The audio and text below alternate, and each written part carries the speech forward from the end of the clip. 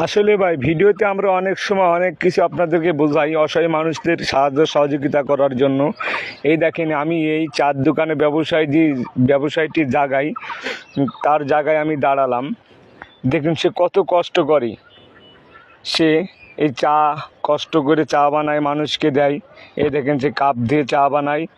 আসলে আমরা অনেক সময় ভিডিওতে অসহায় মানুষের কথাগুলো তুলে ধরি, তাদের জায়গায় আমরা দাঁড়িয়ে দেখলাম আসলে তাদের কতটুকু একটা গরিব মানুষ, অসহায় মানুষের কতটুকু কষ্ট, কতটুকু যন্ত্রণা, সেটা কিন্তু একটা অসহায় মানুষে জানে।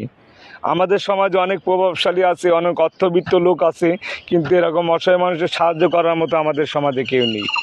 অথচ মানুষের নামে নিন্দাঘাত, গরিবদের পেটে লাথি মারা, অসহায় মানুষের ক্ষতি করার জন্য আমরা কিন্তু সবাই ব্যস্ত থাকি। এই দেখেন সে সামনে এই যে রুটি কলা কেক বিস্কুট বিক্রি করে তার সংসার জীবন চালাচ্ছে। সে কতটুকু যন্ত্রণা, কতটুকু কষ্ট করে সংসার জীবন চালাচ্ছে। আসলে এই দেখুন সে চা বানাচ্ছে, কী কষ্ট করছে। তা সবাইকে বলবো অসহায় ব্যক্তিদের পাশে দাঁড়াতে হবে, তাদেরকে সাহায্য সহযোগিতার চেষ্টা করতে হবে। হয়তো শেষ বিচার দিন এই দানের ওসিলে আপনি অনেক কিছুই পাবেন। আসলে সবাইকে বলবো অসহায় ব্যক্তিদের পাশে থাকতে হবে।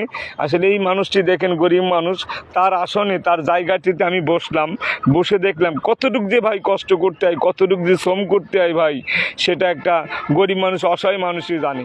তাই আসুন এরকম অসহায় মানুষের ব্যক্তিদের পাশে থাকবো, যাতে আমাদের শেষ বিচার দিন হয়তো আল্লাহর কাছে দানের ওসিলে আমরা ক্ষমা পাবো ইনশাল্লাহ।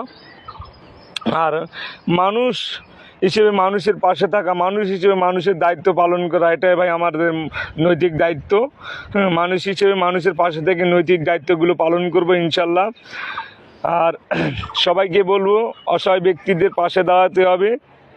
এই চার ব্যবসায়ী তার আবেগে তার আসনে আমি বসে দেখলাম, তার জায়গাটিতে আমি বসে আপনাদেরকে আশা করি ভিডিওটি আপনাদের সবাইকে বোঝাতে পেরেছি। ভিডিওটি ভালো লাগলে সবাই অবশ্যই কমেন্ট করে জানাবেন।